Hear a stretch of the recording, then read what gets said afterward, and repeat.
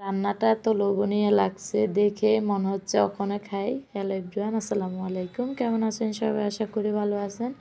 চলে আসলাম নতুন একটা ভিডিও নিয়ে। তো আজকের ভিডিওতে আমি রান্না করতেছি সুরমা মাছ দিয়ে, নতুন আলু দিয়ে, টমেটো দিয়ে। তো সবাই ভিডিওটি লাস্ট পর্যন্ত দেখবেন। কিন্তু রান্নাটা অনেক মজা হয়েছে, সত্যি বলতেছি। তো আমি খাওয়ার পরে ভয়েস দিচ্ছি, তাই জন্য আপনাদেরকে আগে বলে দিচ্ছি আমি রান্নাটা কেমন হয়েছে।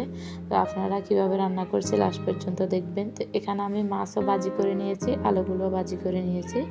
তো এখানে আমি ফ্যান বসিয়ে তেল দিয়ে দিলাম, পেঁয়াজ কুচি দিয়ে দিচ্ছি, কাঁচামরিচ, সাথে টমেটো দিয়ে দিব। এক একে সব মশলা দিতেছি। আপনারা ভিডিওটি লাস্ট পর্যন্ত দেখতেই থাকেন। যদি ভিডিওটি ভালো লেগে থাকে তো লাইক কমেন্ট করবেন, আর আমার চ্যানেলে নতুন হয়ে থাকলে চ্যানেলটি সাবস্ক্রাইব করে দেবেন। যদি বেশি ভালো লেগে থাকে ভিডিওটি শেয়ার করে দিতে পারেন বন্ধুদের সাথে। তো আপনারা আমাদের পাশে থাকবেন। আমরা যারা নতুন কাজ করতেছি সবাই আপনাদের ভরসায় এসেছি। যদি আপনারা আমাদের পাশে থাকেন তাহলে আমরাও কিছু করতে পারবো জীবনে। সংসারের জীবনটা অনেকটাই সারাক্ষণ ঘরবন্দি। তো আমরা যদি সবার সাথে এর মাধ্যমে যদি মিলেমিশে সময়টা কাটিয়ে দিতে পারি, দুনিয়া কয়দিন, দুনিয়া থেকে সবাইকে একদিন চলে যেতে হবে। তো অনেক ঘরবন্দি হয়ে যায় আমরা যারা ঘরে থাকি সবসময়। তো আমরা যদি সবার কাছে এরকম ভালোবাসাটুকু পাই, অনেক ভালো লাগে সত্যি। আপনাদের কমেন্টগুলো আমার অনেক ভালো লাগে।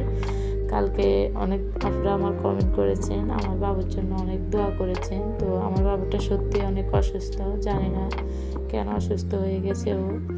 তো সবাই দোয়া করবেন আমার ছেলেটা যেন সুস্থ হয়ে যায়। ছেলে সন্তান যদি অসুস্থ থাকে তাহলে মারা কোনো দিন সুস্থ হয়ে থাকতে পারে না, কোনো কাজে কামে মন বসে না। ভিডিও দিচ্ছি কারণ আমার ছেলেটা যদি আমি উঠে নিতে পারি আর কি, এজন্য টাইম করে ভিডিও দিয়ে যাচ্ছি। কষ্ট হচ্ছে ভয়েস দিতে, তবুও দিচ্ছি, কিচ্ছু করার নাই। তো এটা আমি মশলা কষিয়ে আলু দিয়ে মাছ দিয়ে দিলাম, সুন্দর করে কষিয়ে নিচ্ছি।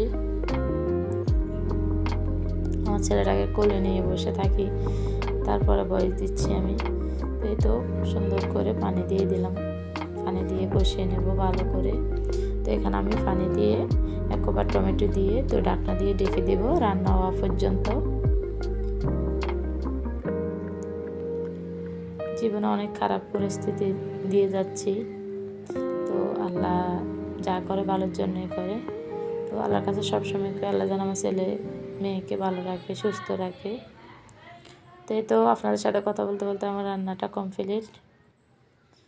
তো রান্নাটা দেখে বোঝা যাচ্ছে সুরমা মাছ কিন্তু অন্যরকম একটা গ্রান চলে আসে রান্নার পরে। তো অনেক মজা হয়েছে রান্নাটা। তো আমি ধনেপাতা দিয়ে দিব কিছুক্ষণ রান্না করার পর।